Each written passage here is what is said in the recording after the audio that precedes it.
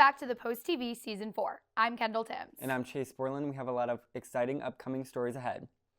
The 4th annual Break for Breakfast took place Wednesday morning. This unique event offers a free breakfast, informational packets on cancer screenings, and the opportunity to get a mammogram. Reporter Kendall Timms has the details. At the corner of East State Street and East Park Drive, you will find lots of pink and lots of cheering. Diane Borton started Break for Breakfast 17 years ago in her hometown, Wilmington, Ohio. She decided to also bring it to Athens 4 years ago. Borton says this all began because they opened a cancer center in Wilmington, but were having trouble reaching the community. They came up with the drive-thru idea as a way to engage people. Anytime you can touch a person and get the information in their hands, it's numbers don't matter. It's just one person right after another, and make sure that we're taking care of the community. As people drive through, they get free breakfast, free informational packets, and can even get a free mammogram. There's information about how to schedule a mammogram. There's information about how to do a self-breast exam. That's super important. And there's information about just all the other health screenings that you can do at Ohio Health. Ohio Health provides a mobile unit to do the mammograms in. Administrative Manager for Ohio Health Oblenis in the Oncology Center, Brittany Jarvis, says the mammograms are free if your insurance covers it. If not, she says they have lots of methods and resources to help get it covered. It's really fun. It's a positive event. It helps eliminate some fears and help answer questions for people. It also helps just spread awareness. We want to make sure people know the importance of getting their mammogram and keeping them regular. Jarvis encourages people to get mammograms as early as age 40 because she says it's best to detect small problems before they become big problems. I love connecting with the community and seeing all the people that come with resources, and they're just thrilled to be here. As you can see, it's a really positive event. Not only does this event raise awareness about breast cancer, but they also partner with HapCap and CareSource to give the community as many resources as possible. We're sharing resources and providing opportunities for those who may have challenges receiving the preventative care they need to access that care. We're in Southeast Ohio where the resources aren't as plentiful as if you're in Columbus or Cleveland or Cincinnati. So let's bring it here and make it easy for people. That's what's important. Borton tells me there are up to 1,000 vehicles driving through the event. It's really amazing to see how everyone comes together to support each other. We have people from all different walks of life coming through today, and we know that breast cancer impacts so many. Even if it hasn't impacted you, it probably has touched someone you know or someone in your family. Taking care of the people in our community is what's really important, and that's what gets me right here. So, Break for Breakfast will be back next year, the first Wednesday of October, so be sure to mark it on your calendar. In other news, Bobcat Nutrition is one of the newest spots on Court Street, and they offer a lot of healthy alternatives for college students and Athens residents. Bobcat Nutrition offers things such as healthy shakes with many vitamins and minerals in them, energizing teas, protein bowls, and much more. Owner Nicole Hutton tells us she was used to drinking energy drinks every day, but she found that when she started drinking them again after having children, they were making her feel sick. She switched to the teas and shakes Bobcat Nutrition offers, and she says she feels so much better. Hutton says the teas use natural energy, so they don't make you crash or feel nauseous after drinking them, such as normal caffeine can do. I would say the specialty of Bobcat Nutrition is probably how we have such a family environment. We are really welcoming to everybody that comes in here. Hutton said she loves meeting new people and educating them on all Bobcat Nutrition has to offer. Chase, have you tried Bobcat Nutrition yet? I haven't yet, but I was looking at their menu, and their Thin Mint shake sounds so good, so I'm going to check it out tomorrow. Yeah. I mean, I live right next to them, so I'm like, I need to check it out. What am I waiting for? So maybe I'll go with you. And I love that we have new places uptown. I know, and especially healthy places. Like, I know people have been wanting the smoothie bowls and stuff like that, so it's really nice. In other news, the infamous TikTok star Sister Cindy came to College Green to spread her "Ho No Mo" message. Hundreds of students gathered to hear what she had to say.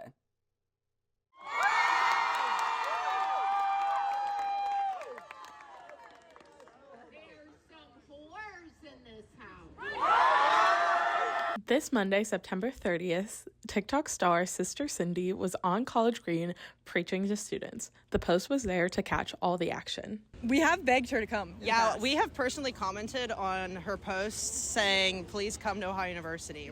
And I think she hits college campuses that would draw interest. What are they saying? In my inbox this morning, somebody said, Sister Cindy, I am so glad you're coming.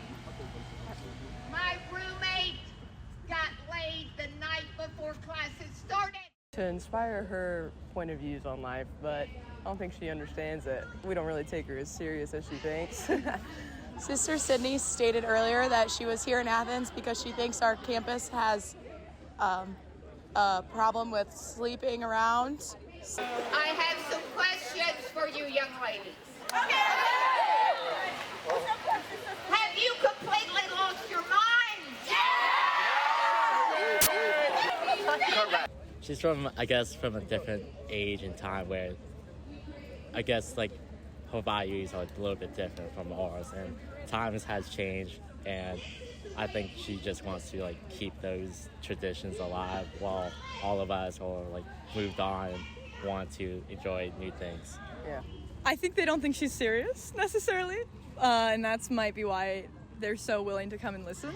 Because, I mean, from the point of view of someone who has done controversial tabling on campus, often people don't want to listen to controversial things. Yeah. And so, because she's so crazy sounding, I think it's one of the reasons why people actually want to come listen. I think she's funny, and she's very popular on TikTok, so I think she brings a lot of attention. Well, no, you keep your brains for that. Because porn sucks your brains out. I think it's more like she's famous, she's on the internet, and it's more like we like enjoy what she says, but we don't at the same time. Here's a look at the newest episode of IMD Bobcat by Nathaniel and Spencer. They cover two of their favorite movies, Only God Forgives and The Art of Self-Defense.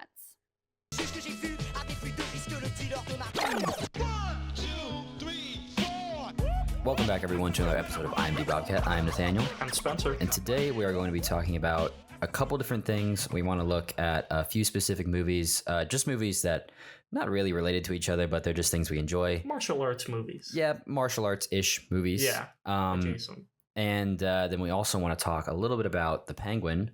The first episode of that dropped, and the second one dropped today, and we're probably going to watch it later. But we're just going to talk about the first for now in case you have not seen that. Coming up, Import House is closing its doors after 30 years. And the first ever Flannels and Fire Pits event was a hit. But first, here's Hayley with sports. Welcome back, Bobcats. Let's catch up on Ohio sports. Football kept up their winning homecoming tradition with a win against Akron on Saturday. The Bobcats defeated the Zips 30-10 thanks to the incredible performance of our defense, preventing Akron from scoring any points in the second half. OU will be traveling to Michigan next Saturday to play against Central Michigan. This weekend, the OU volleyball team split their first conference game in Akron. The Bobcats lost their first game against the Zips in 3 sets on Friday, but redeemed themselves on Saturday with a 3-2 win in 5 sets. Their next match will be against Toledo on October 4th. The soccer team will continue to defend their MAC championship title in their next match against Akron on Sunday, October 6th. The Division II hockey team has been off to a great start with a 5-game winning streak. The most recent victory was against Dayton with a 5-1 win, with 3 goals scored by center Salvatore Pajoli and Peyton Bowditch in the third period. There's been some bad news for local OU fans who may be missing out on their hockey home games for the near future. Bird Arena Assistant Director Ryan Finkel recently announced that due to leaking pipes, the ice rink will be closed for the foreseeable future. The university has already been forced to cancel their scheduled games against Purdue Northwest last weekend, but the Bobcats will continue playing on the road until the home arena is reopened. That's all for sports. Hi everyone, my name is Alyssa Cruz and I'm the editor-in-chief of The Post. We just published our newest edition this past Tuesday, so feel free to check it out at over our 80 locations that we distribute it to. First, we have a story from news about the 2 new Athens County Commissioner candidates, including Charlie Adkins, who's been in the position, as well as John Rose, a newcomer to the position. Next, you can check out our story about Brennan's Cafe providing food to community members. We also wrote a story about the Athens Fire Department, who are facing understaffing. Additionally, there is a lot of stray animals around campus and the Athens community. Read our story on page 5 about the overcrowding of Athens of stray animals. Finally, feel free to check out a feature about a new band on campus called Feline Frenzy. It's composed of 5 coworkers who are rocking out at the Union. Thanks for reading, and keep an eye out for our edition next Tuesday. The Marching 110 performed a concert last night at Paw Print Park to get students in the school spirit mood. Reporter Aubrey Kreitzer had all the sights and sounds.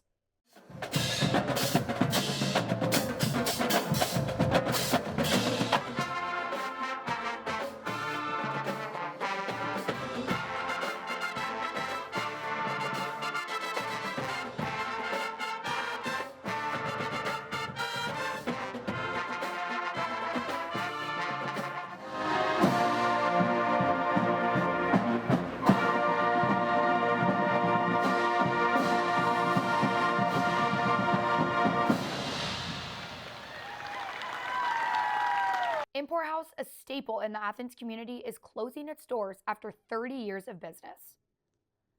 Karen McGuire, the manager of Import House, says they're closing due to the lack of sales with independent shoe business. McGuire explains big companies such as Doc Marten, Converse, and Crocs are no longer dealing with small businesses. McGuire says they foster an atmosphere for anyone to feel welcomed in the store. Employee Darian Knapp says that's why she loves working at Import House. A part of what I do like about here is that they do a lot for the community. It's one of the things that drew me to being here. Just, we adopt out cats, we give out free test strips, we used to have a free Plan B program and stuff. The community sees Import House as more than just a store. Knapp says it's upsetting that this business is closing because she feels that historic Athens is losing a lot of its charm and local businesses every year. In campus news, the new Flannels and Fire Pits event was put on by the Center for Student Engagement and Leadership, and it was held last night on College Green.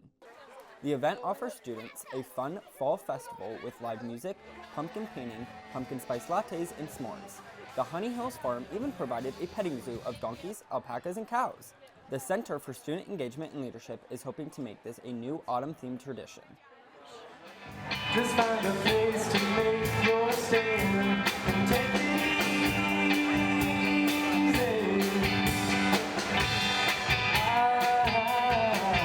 I've been standing on the corner in Winslow, Arizona, such a fine sight to see. It's a girl, my lord, in a flatbed Ford slowing down. The event looked like a blast, and I can't wait to check it out next year. Same. I heard that it was packed, so I'm really excited to go next year. In other news, Chase sat down with our editor-in-chief, Alyssa Cruz, to learn about her goals for the Post and really what her position entails. With me here is the 2024-2025 editor-in-chief of the Post, Alyssa Cruz. Thank you for joining me. Of course, Chase. So I'm going to start out by saying, why did you apply to be the editor-in-chief? I applied to be editor-in-chief because this is my 4th year with the Post, and I've enjoyed every year I've had with the Post from freshman to now. And I'd always had that goal of mine that I wanted to be the leader and I wanted to implement the ideas that I had. And it kind of just seemed like a natural next step, and I've really been enjoying it since. What are your goals? We're obviously 6 weeks in. What are your goals for bettering the Post? What have you learned so far in the past 6 weeks that you want to change or implement more going forward? I've definitely learned so much in the last 6 weeks. It's been super formative. It's really made me realize how many moving parts there are to our publication, between the paper, between online, and between the staff as a whole. Some of the goals I had coming in was I think that we have a really unique opportunity that as a publication, we are one of the main news outlets in Athens, Ohio, and that's not the case for a lot of student newspapers. So coming in, I really wanted to capitalize on that between making sure that our content is premier content and is relevant to all of our readers as well. In regard to what I've learned so far, I think the main thing that I've learned is that, it really does take a team of really great people to make a great product. And that starts from all positions, from a writer to a photographer to an illustrator, to our editors, to our business, to our sales team. And when everyone works really hard, it's able to accomplish that same goal, but it takes the work and effort from everyone. That's all for this episode. Thanks everyone for tuning in. Be sure to check out our socials as we're on Instagram, Facebook, TikTok, and X at The Post Athens and The Post Multimedia. You can check out all these full-length videos on our website at thepostathens.com. Have a great weekend, Bobcats. See you next time.